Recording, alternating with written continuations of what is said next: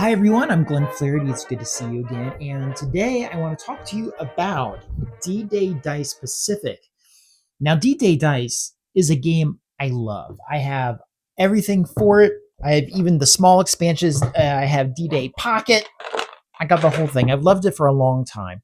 It's a game that gives me the fog of war and dice rolls, the agency to decide what I want to do, when I'm going to do it, the drama of overcoming things I didn't think were coming in the form of enemies or rolls. It is my favorite war game, and I'm no proletariat to war games. Okay, it's also one of my favorite dice games, right up there with Elder Sign. So there's a lot of good things here in the base game. Pacific particularly has a few new elements that I thought really move the gameplay into a really fun, interesting place. Now, okay, what you're going to have, as always, is you're going to have these kind of maps, okay? And the maps show you your starting goods, if you're trying to get across landmines. It tells you how many dice you can get, what the defense of the area is, how many of your people are going to die as you go. It dictates where you go, what curves you need, final bunkers, and all that stuff. When you get to the very top, there's going to be modifiers that tell you how hard the final boss is going to be based on a die roll. Now, that's the general of the game. Now, what this specifically does is this is going to introduce airstrikes. Super cool airstrikes. So airstrikes are going to have two elements to it. The airstrikes can help you if you roll your dice, you get your combos, you spend them in certain ways, you get vehicles or specialists who can call in airstrikes. You can use an airstrike. Now, there is a detriment. They're very expensive. You usually have to get rid of something that costs a lot of turns to get, like a vehicle that calls in the airstrike, because the airstrike drops, it destroys whatever vehicle was there.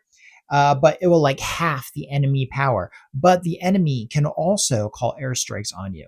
Now, the interesting here, this ties into the second part of the game that's really cool, and that is cave warfare. Okay.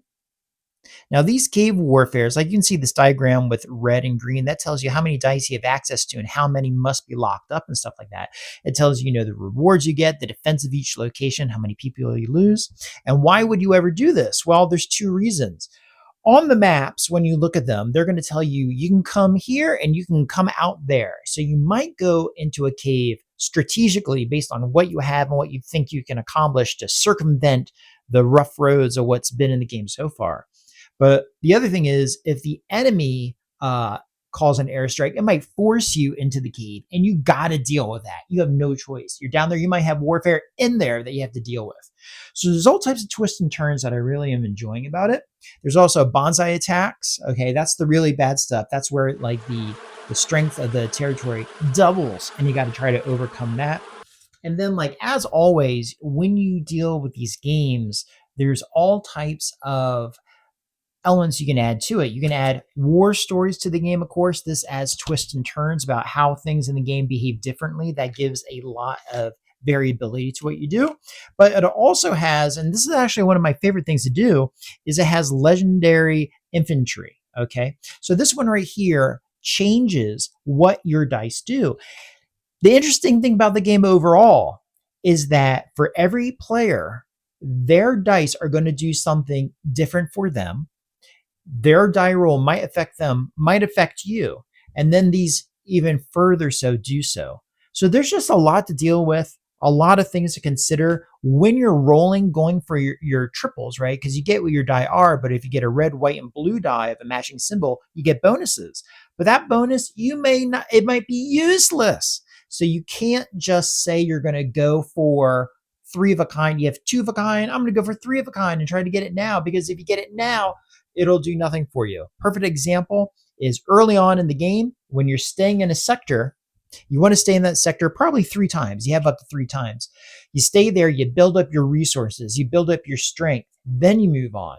But if I went for, I don't know, courage it is or something like that, 3 of a kind, and with my particular infantry unit, it said, okay, if you get this combo, you can shoot up 2 levels on your map, which actually would really hurt me because I need the time in the early rounds to build up what I have.